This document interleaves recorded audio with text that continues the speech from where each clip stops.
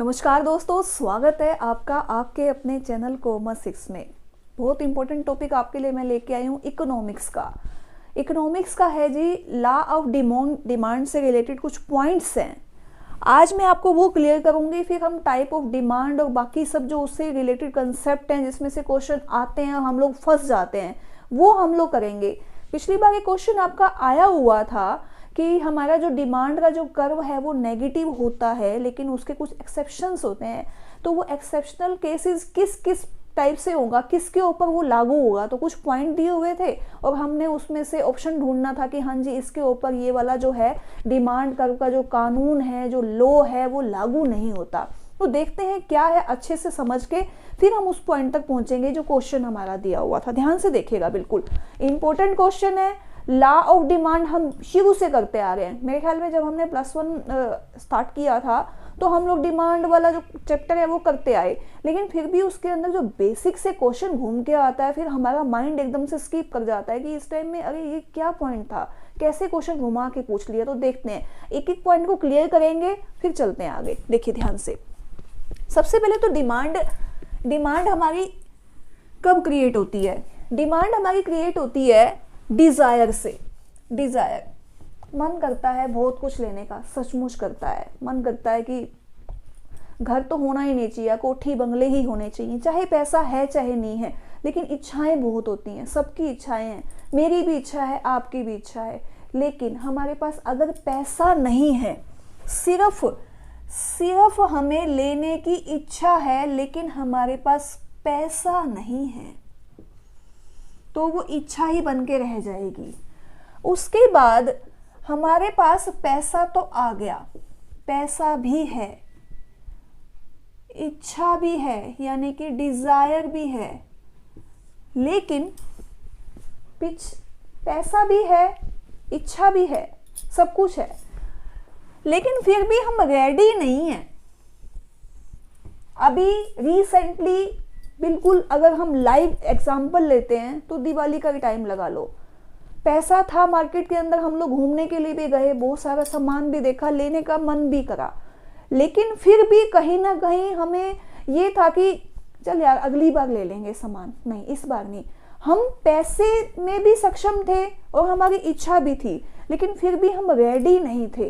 तो क्या हो गया, वो वांट थी, हमारी चाहत थी, ये इच्छा हो गई, ये वांट हो गई। हमारे पास पैसा भी है और हमारे पास इच्छा भी है, लेकिन हम उस चीज को खर्च करने के लिए रेडी नहीं है।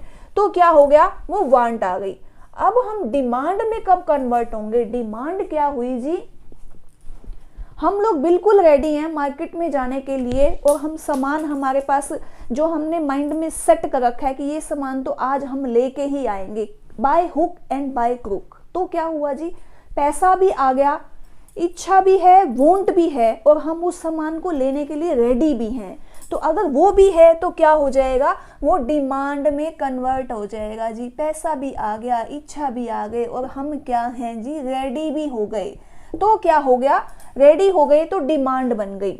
अब क्या कहते हैं कि डिमांड तो बन गई, लेकिन डिमांड की कुछ शर्तें हैं। डिमांड क्या है, लॉ ऑफ डिमांड क्या कहता है, लॉ ऑफ डिमांड कहता है कि हाँ जी, अगर आपकी कीमत बढ़ेगी, जैसे जैसे कीमत बढ़ेगी, मांग जो है वो हमारी क्या हो जाएगी जी, मांग हमारी कम हो जाएगी, प्राइस बढ़ता जाएगा और हमारी डिमांड कम हो जाएगी।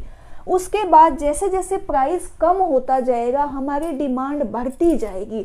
तो क्या है, क्यों बढ़ती है, ये क्वेश्चन आपका अगर ये आता है कि डिमांड कर्व हमारा नेगेटिव ही क्यों होता है, तो उसके लिए क्या है, उसके लिए ये है कि इनका अपोजिट रिलेशंस होता है। अपोजिट रिलेशन क्यों होता है, देखिए ना, अगर हमारा प्राइस हमारा बढ़ जाता है तो डिमांड कम हो जाती है, यानी कि क्या है, हम लोग नेगेटिव हो गए। एक चीज अप होगी तो दूसरी डाउन होगी। अगर एक चीज हमारी अप होगी दूसरी डाउन होगी तो हम पॉजिटिव तो हो ही नहीं सकते, हम एक साथ तो बढ़ेंगे ही नहीं। एक चीज बढ़ेगी दूसरी उसको कम कर देगी, फिर एक चीज बढ़ेगी फिर कम कर देगी, तो वो नीचे की तरफ जाएगा, नेगेटिव हो जाएगा, डाउनवर्ड हो जाएगा। अब इसके पॉइंट्स हैं कि कारण क्या है इसका। कारण देखिए, सबसे पहले तो है इनकम के ऊपर इफेक्ट पड़ जाता है। देखिए ना, अगर मान लीजिए अगर हम 100 रुपए की मान लो शुगर ही लेके आते हैं 1 kg, मान लेते हैं, रेट तो वैसे इतना नहीं है लेकिन हम एक एग्जांपल लेते हैं, तो 100 रुपए की हम 1 kg अगर लेके आते हैं चीनी और वो अचानक से 80 रुपए हो जाए तो 20 रुपए की हमारी इनकम बच गई, जबकि हम 100 रुपए में उसको रेडी थे खरीदने के लिए। 100 रुपए में हम रेडी थे और 80 रुपए हो गई तो 20 रुपए की जो कीमत कम हुई ना, 20 रुपए की इनकम हमारी बढ़ गई।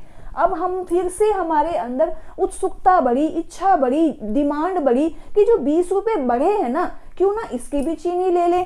100 रुपए की तो ले ही रहे थे, 120 की ले लेते हैं ना, ज्यादा आ जाएगी, 20% एक्स्ट्रा मिल जाएगी। तो ये जो इनकम के ऊपर इफेक्ट पड़ता है कि हमारा जो एक्चुअल में जब प्राइस कम होगा तो हमारा जो इनकम लेवल है वो बढ़ जाएगा, और जो इनकम लेवल बढ़ जाएगा उससे भी हम उस सामान को और ज़्यादा खरीद लेंगे। तो क्या हो जाएगा जी, जो डिमांड कर्व है, जैसे जैसे प्राइस कम होगा डिमांड बढ़ जाएगी। दूसरा पॉइंट है सब्स्टिट्यूट है, जैसे मान लीजिए अगर आप सर्फ एक्सेल यूज करते हैं, washing powder Surf Excel use कर रहे हैं और आपको पता लगा कि सर्फ एक्सेल तो आप यूज कर रहे हैं और साथ में कोई और सर्फ है, मान लो एरियल लगा लेते हैं, एरियल का है, एरियल और सर्फ की लगभग अगर क्वालिटी सेम सी है, अगर हमें सर्फ एक्सेल मिल जाए चाहे सर्फ एरियल मिल जाए तो हम अपना रेडी हैं उसको यूज करने के लिए। पता लगा कि सर्फ एक्सेल का रेट है ना एकदम से मतलब कि 20% कम हो गया, मान लीजिए 100 की ही है, अगर 1 kg मिल रहा है और हमें पता लगा कि जो एरियल है, एरियल 80 रुपीज़ का 1 kg मिल रहा है, लगभग क्वालिटी सेम है, हम लोग उसको लेने के लिए रेडी हो जाएंगे।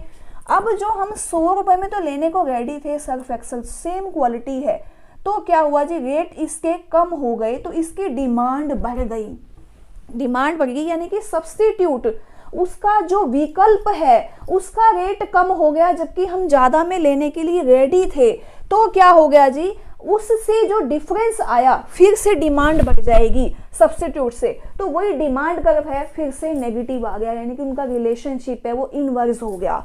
थर्ड पॉइंट है हमारा डिफरेंट यूज। अब एक चीज के बहुत सारे यूजेस हैं, हमें पता है, ऐसा तो है नहीं ना। अगर हम चीनी की ही बात कर लेते हैं, अगर हम चीनी लेते हैं तो चीनी से एक मिठाई थोड़ी बनती है, उससे तो बहुत कुछ बनता है ना। हम लोग क्या करते हैं, चीनी से अपना चाय, दूध, हर चीज में तो यूज करते हैं ना। और अब हमें ये पता लग गया कि चीनी जो है अगर वो 100 रुपए किलो वाली अब हमें 50 रुपए में मिल रही है, तो हम क्या करेंगे, और ज़्यादा ले लेंगे। क्या करेंगे, हाँ जी, स्टॉक करके रख लेते हैं, अपना और काम कर लेंगे, मिठाई मुठोई बना के रख लेंगे, कुछ भी किया और हमने उसको पीस के रख दिया, शिकंजी बनाई, शरबत बनाया, बहुत कुछ बना के रख दिया, स्टोर कर दिया। तो क्या होगा, डिफरेंट यूज में अगर हम उसको यूज करेंगे तो उसकी डिमांड बढ़ जाएगी। कोई भी आइटम है, मल्टी यूज तो होती हैं, काफी सारी आइटम है। अगर हम डोमेस्टिक यूज की देखें तो एक चीज बहुत जगह यूज होती है, तो हम उस चीज को ज्यादा खरीद देंगे। तो क्या हो जाएगा जी, डिफरेंट यूज अगर किसी चीज का ज्यादा है और उसका प्राइस कम हो गया फिर भी डिमांड बढ़ जाएगी। फिर आ गया जी customer size of consumer goods. Size of consumer goods का मतलब क्या हुआ कि अगर हम मतलब एक ब्रांडेड कोई चीज़ है, जैसे मान लो चाय पत्ती की बात कर लें, आपने ऐड में भी देखा होगा कि वो जब चाय पत्ती की ऐड दिखाते हैं तो वो सीधा सा बोलते हैं कि ये वाली चाय लो, ताज ले लो मान लो, तो कहते हैं नहीं नहीं ये तो मेरे बजट में नहीं है, तो कहेंगे नहीं अब तो आपके बजट में है ये। अगर हमारे बजट में हो गई, कीमत उसकी कम हो गई, तो हम लोग जो सस्ती वाली चाय ले रहे थे महंगी वाली तो ले नहीं रहे थे, हम लोग भी शामिल हो गए कि अब तो वो सस्ती हो गई है। हमारे जैसे बहुत सारे कंज्यूमर ग्रुप जो सस्ती होने की वेट करते हैं, जैसे ही रेट कम होता है तो पूरा का पूरा ग्रुप है ना उसको लेने के लिए पहुंच जाता है। तो क्या होगा, साइज ऑफ कंज्यूमर ग्रुप बढ़ जाएगा। जैसे ही किसी चीज की कीमत कम होगी, मान लीजिए ये कीमत है, मतलब पर्सन है जो उसको खरीद रहे हैं, ये आइटम है जी, अब पता लगा कि ये आइटम 100 की जगह अब 50 की हो गई है, 100 की जगह अगर 50 की होगी तो कंज्यूमर बढ़ गए इसको खरीदने के लिए। अब जो हैं वो बहुत सारे हो गए खरीदने के लिए, अब खरीद रहे हैं तो साइज बढ़ गया। इसका मतलब क्या है, जैसे ही डिमांड कम हुई कंज्यूमर का साइज बढ़ गया। ये सब कारण है, ये सब रीजन है, क्या करते हैं जी, जो डिमांड कर्व को नीचे की तरफ लेके आते हैं। जैसे जैसे प्राइस बढ़ता जाएगा डिमांड कम होती जाएगी, जैसे जैसे प्राइस कम होता जाएगा डिमांड हमारी बढ़ती जाएगी। ठीक है। अब पिछली बार जो क्वेश्चन आया हुआ था वो आया था अपवाद। अपवाद होता है, हर चीज का अपवाद होता है, कोई ऐसी चीज नहीं है जिसका अपवाद ना हो। डिमांड करके तो बहुत सारे अपवाद हैं। किस किस के ऊपर ये कानून लागू ही नहीं होता। कीमत बढ़े तो बढ़े हमारी डिमांड वही रहेगी, कीमत घटे तो घटे फिर भी हमारी डिमांड वही रहेगी। ऐसा कैसे हो सकता है? क्या मांग का कोई फर्क नहीं पड़ेगा? बिल्कुल। तो देखिए ना, बहुत सारा सामान ऐसा है जिससे हमें कीमत से कोई प्रभाव ही नहीं पड़ता। क्यों प्रभाव नहीं पड़ता, जरा देखते हैं इसको भी। देखिए ना, वेबलन गुड्स। वेबलन गुड्स का मतलब होता है luxury item. Luxury items, luxury items के अंदर महंगी वाली गाड़ी, मान लो ओडी का जो शौक रखते हैं वो ओडी ही लेंगे, बिल्कुल लेंगे। अच्छा, जो ज्वेलरी का शौक रखते हैं, अभी आपने रिसेंटली, बिल्कुल लाइव एग्जांपल है, गोल्ड का रेट लगा लीजिए आप। गोल्ड का रेट क्या था लास्ट ईयर में, अगर हम दिवाली की बात करें तो 36,000 के आसपास था, और अगर हम आज की बात करें तो 52,000 के आसपास है। लेकिन अगर आपने आज की अखबार पढ़ी हो या कल की पढ़ी हो तो आपने क्या देखा होगा कि सबसे ज्यादा मार्केट किसकी उठी? सबसे ज्यादा मार्केट जो उठी थी वो उठी जी गोल्ड की। गोल्ड लोगों ने ज्यादा खरीदा, ज्वेलरी लोगों ने ज्यादा खरीदी, लग्जरी आइटम लोगों ने ज्यादा खरीदी। ऑटोमोबाइल सेक्टर इस बार ज्यादा हाइक पे गया जबकि रेट ज्यादा थे गाड़ियों के। क्यों? क्योंकि कीमत बढ़ने से कोई फर्क नहीं पड़ेगा, उनको लग्जरी आइटम खरीदनी है तो वो खरीदनी है, उनका स्टेटस है।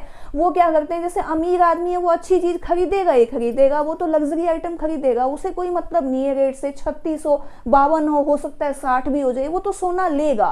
तो ये क्या हो गया, इसके ऊपर वो जो डिमांड और जो प्राइस वाला सिस्टम था, क्या वो लागू नहीं हुआ? बिल्कुल लागू नहीं हुआ।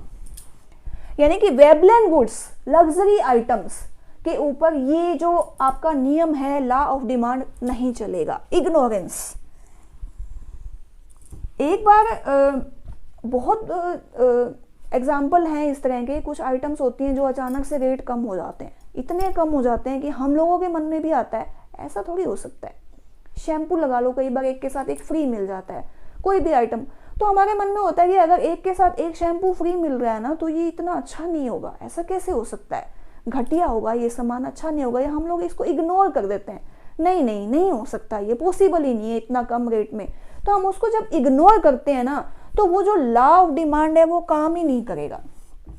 अगर हमने इग्नोर कर दिया किसी चीज को, हमें कोई मतलब नहीं है, हमने तो इग्नोर कर दिया कि नहीं ये रेट इतना कम हो ही नहीं सकता, तो वहां पर भी वो कानून लागू नहीं होगा। उसके बाद है राइज और फॉल। राइज और फॉल का मतलब क्या हुआ जी, अगर मान लो किसी चीज के रेट डाउन हो गए और हम फिर भी उसको उतनी ही मात्रा में खरीद रहे हैं जितने की पहले, क्या सोच के आज जो रेट है ना ये तो आज ही कम हुआ है, हम थोड़ा सा वेट करेंगे और भी कम होंगे। होता है बहुत बार होता है। प्रॉपर्टी लगाओ, गोल्ड लगाओ, कोई भी सामान लगाओ, हम सोचते हैं अगर आज इतना रेट है ना तो और मंदी आएगी, अभी तो और कम होगा, लेकिन कई बार उल्टा हो जाता है। अच्छा, और कई बार हम क्या सोचते हैं कि अगर रेट ज्यादा मतलब कि बढ़ रहे हैं ना तो भी हम उसको और ज्यादा खरीद लेते हैं। क्यों खरीद लेते हैं? हम सोचते हैं स्टॉक कर लेते हैं, क्या पता और बढ़ जाए, हो सकता है, तो हम उसको स्टॉक कर लेंगे। स्टॉक कर लेंगे तो लोगों की लाइन बढ़ेगी। जैसे कि पेट्रोल का लगा लो, अगर पेट्रोल का पता लगा कि एकदम से ना रेट बढ़ने वाले हैं, अफवाह चल गई, तो क्या होगा, लोग क्या करेंगे, अपना गाड़ियों को पूरा टैंक भरवा लेंगे कि हाँ जी रेट तो बहुत ज्यादा बढ़ जाएगा, बहुत ज्यादा बढ़ने के चांसेस हैं, फटाफट से अपना वो स्टॉक कर लेंगे। अभी आपने रिसेंटली लॉकडाउन में देखा होगा, पता लगा लॉकडाउन लगने वाला है, एकदम से अफवाह उड़ी कि सब कुछ शॉप वगैरह बंद हो जाएंगी, लोगों ने बहुत सारा सामान स्टॉक कर लिया, रेट बढ़ा तो भी स्टॉक किया, ज्यादा खरीदा। लॉ ऑफ डिमांड कहाँ गया उस टाइम में? वो नहीं चला उस टाइम में। आप लोग इसके तो एग्जाम्पल बिल्कुल लाइव है, आप लोगों ने देखा भी होगा कि क्या हुआ कि फटाफट लोग भागने लगे कि भी अब हमें कोई सामान तो मिलेगा नहीं, रेट बढ़ा कुछ भी हुआ, लोग फिर भी उसको खरीद के लेके आए। तो क्या है, राइज और फॉल, अगर प्राइस के गिरने के चांस लग रहे हैं या फिर बढ़ने के चांस लग रहे हैं तो भी ये कानून लागू नहीं होगा। फिर आ गया नेसेसरी, नमक चाहिए ही चाहिए, बिल्कुल चाहिए। आप कितना, अगर रेट ज़्यादा हो गया तो क्या आप फीकी सब्जी खाना शुरू कर दोगे? नहीं। अगर रेट कम हो गया तो क्या आप नमक के फाके लेने शुरू कर दोगे? नहीं, ऐसा भी नहीं है। तो जो सामान जितनी हमें बहुत ज़्यादा ज़रूरत है, हमारी बेसिक नीड है, उन्हें तो हमें लेना ही पड़ेगा। उस पर भी ये जो लॉ ऑफ डिमांड है ये नहीं चलेगा। फिर है ब्रांड की बात। बहुत से लोगों का एक अपना टेस्ट होता है, कपड़े डालने में, खाना खाने में, पहनने में, शूज़ वगैरह में, उनको कोई मतलब नहीं है रेट से, वो तो अपना ब्रांड देखते हैं। खाने में कई लोग राइस हैं, पर्टिकुलर एक ब्रांड के ही राइस खाते हैं। चाय है, कोई पर्टिकुलर एक चाय ब्रांड की पीते हैं, ताज की पीनी है या फिर अपना कोई और पीनी है, ब्रुक बॉन्ड वगैरह। तो वो एक, चाहे रेट बढ़ गया लेकिन उन्हें वो कंप्रोमाइज़ नहीं करते रेट से, उन्हें कोई फ़र्क नहीं है। वो तो कहते हैं कि हमें तो इसी ब्रांड का ही चाहिए, तो उसके ऊपर भी ये कानून लागू नहीं होगा। फिर हो गया साइकोलॉजिकल ब्लेस। साइकोलॉजिकल ब्लेस या फिर अपनी एक इल्यूशन होती है, अपनी एक एजम्पशंस होती है कि क्या, कि मुझे तो ना ये सामान लेना ही लेना है, मेरे माइंड में बिल्कुल सेट है। एक तो ब्रांड है, एक है कि चाहे ब्रांड नहीं है क्योंकि सामान वही वाला लेना। कई बार लोकल आइटम ही लगा लो, पर्टिकुलर कोई एक एरिया के हिसाब से कहते हैं कि हमें तो ये सामान लेना ही है, या फिर रेट बढ़ने या घटने का उनके ऊपर कोई प्रभाव नहीं पड़ता। वो कहते हैं हमें कोई फ़र्क नहीं है इन चीज़ों से, हम तो वही सामान लेंगे। जैसे कई बार शॉप का हो जाता है, इस शॉप से ही सामान लेना है, महंगा लगाए सस्ता लगाए, हमें कोई फ़र्क नहीं है, हम वही सामान लेंगे। तो अब क्या हुआ, इनके ऊपर कोई कानून लागू नहीं हुआ। पिछली बार जो क्वेश्चन आपका आया था उसमें क्या था कि लॉ ऑफ डिमांड किस पे लागू नहीं होता। उन्होंने क्या किया, दो ऑप्शन दे दिए, बाकी दो तो समझ में आ गए थे। एक तो ये था जी कि लग्जरी आइटम, और एक था इन्फीरियर गुड्स। इन्फीरियर गुड्स, हाँ जी। तो जब अगर ब्रांड की बात आ जाती है तो भी ये जो लॉ ऑफ डिमांड है ना, ये नहीं चलेगा। उसके बाद आ गया साइकोलॉजिकल ब्लेस। साइकोलॉजिकल ब्लेस का मतलब क्या हो गया कि हमारे दिमाग में एक चीज़ सेट हो गई कि हमने तो ये चीज़ लेनी है, चाहे उसके बाद रेट बढ़े घटे हमें कोई मतलब नहीं है, हमने उतना ही लेना है। और कई बार किसी चीज़ की कीमत कम हो रही है तो भी हमारे माइंड में अगर सेट है ना, ये सामान तो घटिया है तो वो घटिया ही है, चाहे वो बढ़िया भी हो, हम नहीं लेने वाले उसको। कहेंगे नहीं नहीं ऐसा हो ही नहीं सकता, ये तो सामान घटिया ही है, बस हमने माइंड में वो सेट कर लिया, तो भी नहीं होगा। अच्छा, पिछली बार का जो क्वेश्चन आया हुआ था आपका, वो आया हुआ था कि जो लॉ ऑफ डिमांड है वो किसके ऊपर लागू नहीं होता। तो दो ऑप्शन तो उसके जो थे कंफ्यूजिंग वाले थे, बाकी तो हमें समझ में आ गए थे। ये था एक तो वेलबर्न गुड या लग्जरी गुड्स के ऊपर, और एक था जी इन्फीरियर गुड के ऊपर। दोनों पर ही लागू नहीं होता, ना तो घटिया सामान के ऊपर ये लागू होता और ना ही ये लग्जरी आइटम पे। लग्जरी आइटम अगर किसी ने लेनी है, कीमत बढ़े घटे वो लेगा, बढ़ने पर भी लेगा, वो डिमांड उसकी बढ़ेगी। और घटिया सामान का जैसे ही कीमत कम होगी, जैसे ही कीमत और कम होगी, और तो हमें क्या है, हमें उससे कोई फर्क नहीं पड़ेगा, हम उसको घटिया को फिर भी नहीं लेंगे। हमारे माइंड में सेट है कि घटिया सामान तो हमने लेना ही नहीं, ये तो घटिया होगा। क्योंकि हमारा क्या है कि वही वाली बात है कि इनकम तो हमारी बढ़ गई ना, क्योंकि जैसे ही कीमत उसकी कम हुई हमारी इनकम बढ़ गई, हम कोई और सामान लेने के लिए चले जाएंगे। घटिया सामान के ऊपर ये लागू नहीं होगा, यानी कि गिफन गुड्स के ऊपर और साथ के साथ आपका वेलबर्न गुड्स के ऊपर लॉ ऑफ डिमांड जो है वो लागू नहीं होता। ठीक है, ये आपने ध्यान रखना है, बिल्कुल अच्छे से ध्यान रखना है कि किसके ऊपर लागू होता है, किसके ऊपर नहीं होता। ठीक है, उम्मीद करती हूँ मेरी ये वीडियो आपको पसंद आई होगी तो लाइक कीजिए, शेयर कीजिए। अगर अभी तक भी आपने चैनल को सब्सक्राइब नहीं किया तो सब्सक्राइब कीजिए। अच्छा, एक और बात मैं आपको बताना चाहूँगी, डिमांड से रिलेटेड और बहुत सारे पॉइंट्स हैं कि हमारी डिमांड होती कौन कौन सी हैं। कंपोजिट डिमांड है, कौन सी डिमांड, इंडस्ट्री डिमांड, वो सब हम अच्छे से डिमांड के करेंगे कि डिमांड कैसे कैसे है। और डिमांड की और भी बहुत सारे पॉइंट्स हैं, काफ़ी लंबा टॉपिक है ये, 2-3 शिफ्ट में हम इसको अच्छे से क्लियर करेंगे। तो मिलते हैं अगली वीडियो में अगले टॉपिक के साथ। नहीं, टॉपिक यही रहेगा अगले पॉइंट के साथ। तो वीडियो अच्छे से देखिए, एक एक पॉइंट को आप समझिए, और बहुत सी जो वीडियो मैंने बना रखी हैं उनको भी साथ साथ अब एनालाइज कीजिए, क्योंकि अब टाइम हमारा क्या है, हमारा टाइम साथ के साथ रिवीजन करने का और साथ के साथ नए टॉपिक करने का है। टाइम बिल्कुल लिमिटेड है, डेट हमारी फिक्स हो चुकी है 2 या 3 जनवरी, 2 और 3, 2 या 3 भी नहीं, हमारा तो 2 जनवरी को ही पेपर है ना, क्योंकि हम तो पीजीटी की तैयारी कर रहे हैं। 2 जनवरी को हमारा पेपर है, तो हमने फुल तैयारी करनी है। पिछली वाली जितनी भी वीडियोस हैं उनको आप देखो, उसको आप एनालाइज करो, उनकी आप रिवीजन करो, और नई वीडियो आपको साथ के साथ मिलती रहेगी। उसका टॉपिक जो है आपने करना है। हैंड रिटन आप लोग नोट्स बनाएंगे तो ज़्यादा बेहतर रहेगा, क्योंकि मैं अगर आपको कोई भी पीडीएफ प्रोवाइड करवा देती हूँ, ठीक है, मैंने आपको कोई भी पीडीएफ प्रोवाइड करवा दी, क्या आपके पास कोई बुक नहीं है, क्या आपके पास नोट्स नहीं है? सबके पास सब कुछ है, फिर भी तो हमें पढ़ना पड़ता है ना, फिर भी तो हमें वीडियो देखनी पड़ती है। तो अगर आप अपने हाथ से कोई भी हैंड रिटन नोट बनाएंगे तो वो ज़्यादा बेहतर इसलिए रहेगा, क्योंकि आपको उस समय याद रहेगा। जब आप फाइनल एग्जाम, उस टाइम में जब बिल्कुल फाइनल पोजीशन में होंगे, आप तैयारी कर रहे होंगे, तो आप क्या करेंगे, उस टाइम में जब अपने लिखे हुए पॉइंट्स देखेंगे ना, तो आपको सारी की सारी जो थ्योरी है वो रिकॉल हो जाएगी। ये आपको एक बहुत बड़ा बेनिफिट मिलेगा। ठीक है, मिलते हैं अगली वीडियो में। Thank you.